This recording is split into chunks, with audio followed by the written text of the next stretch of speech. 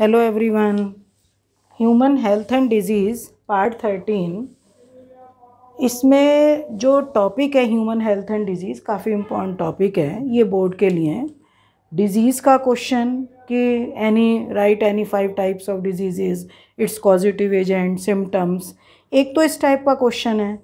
एक इसमें कैंसर का क्वेश्चन है कि causes of cancer, detection of cancer या types of tumour, what is cancer, जो types of cancers, pathologically types of cancers जो मैंने वीडियो डाली हुई हैं, कार्सिनोमाज, सार्कोमाज, लिम्फोमाज, या हम ये कहते हैं blood cancer, leukaemias.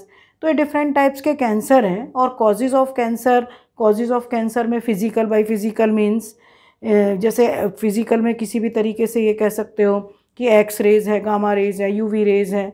By chemical means कोई भी केमिकल सब्सटेंसेस के थ्रू जो कैंसर हो रहा है।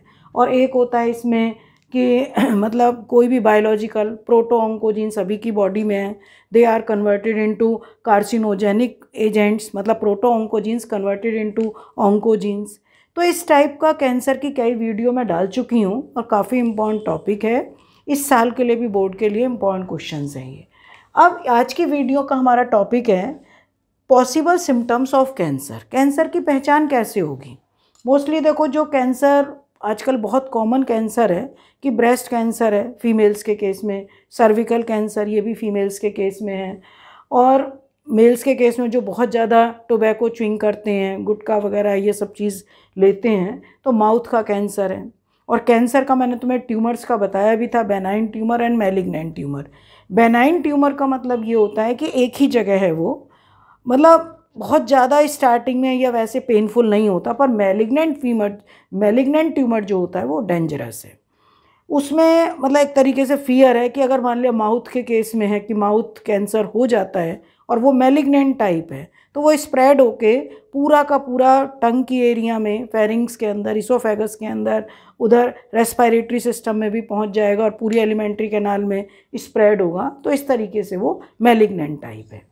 अब इसमें कई बार ऐसा होता है कॉजेज़ ऑफ कैंसर में लगातार किसी चीज़ से इरिटेशन हो।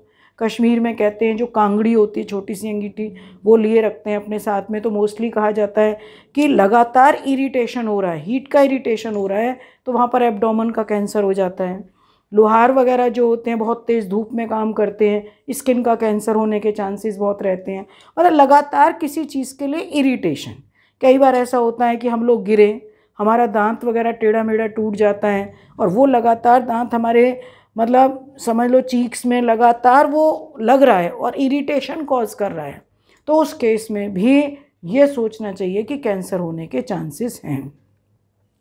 तो कहने का हमारा मतलब ये है कि कॉजेज़ ऑफ कैंसर और ये सब चीज़ें तो मैं डाल चुकी हूँ, पर इसके सिम्टम्स क्या हैं, कैसे नॉर्मली पता लगाता है, तो ये 5-6 पॉइंट्स मैंने डाले हैं।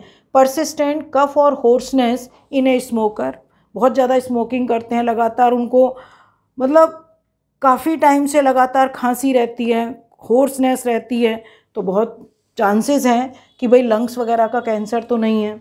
Persistent changes in digestive and bowel habit, मतलब इजेशन की प्रॉब्लम है, या कई बार ऐसा होता है बहुत ज़्यादा कॉन्स्टिपेशन है, तो स्टमक का कैंसर तो नहीं है, गट का कैंसर तो नहीं है। तो ये परसिस्टेंट चेंजेस इन, लगातार बहुत टाइम से हो रहा है, तो ये भी हो सकता है कि वहाँ का कैंसर हो। ए चेंज इन वाट, मस्सा है, मस्से सडन अचानक ही वो बढ़ना शुरू हो गया, तो वो भी एक कैंसर का साइन है।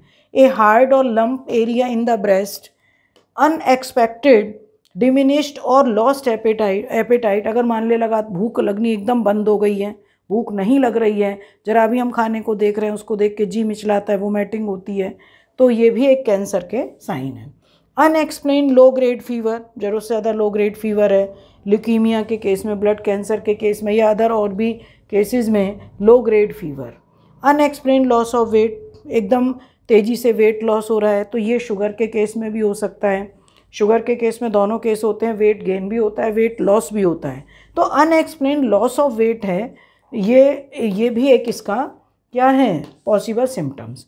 एनी अनक्यूरेबल अल्सर्स, अल्सर हो गए हैं, घाव हो गए हैं, और कितना ही उसका ट्रीटमेंट चल रहा है वो घाव नहीं भर रहा है, तो ये भी एक। Any incurable ulcers, bleeding in vagina at times other than menstruation, menstruation के अलावा भी लगातार ब्लीडिंग हो रही है तो उस केस में सर्विक्स कैंसर के चांसेस मतलब हो जाते हैं।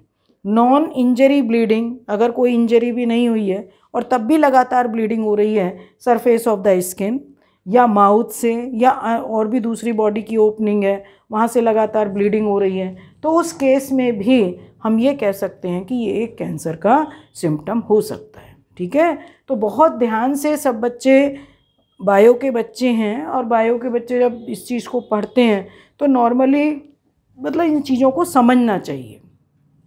अपनी तरफ से किसी भी टाइप की गलतियां हमें नहीं करनी है। थोड़ा सा ये है कि अगर कोई सिम्टम्स घर में भी केस है या कहीं बाहर केस है तो हम ये चीज़ें सब देख सकते हैं। ठीक है, अब मैं पहले भी बताया है कि वीडियोस जो हैं, काफ़ी वीडियोस मेरी डल चुकी हैं, उनको अच्छी तरीके से स्टडी करो और अगर किसी को कोई डाउट्स है तो उसे कमेंट बॉक्स में डालना। ठीक है बेटा, ओके, थैंक यू।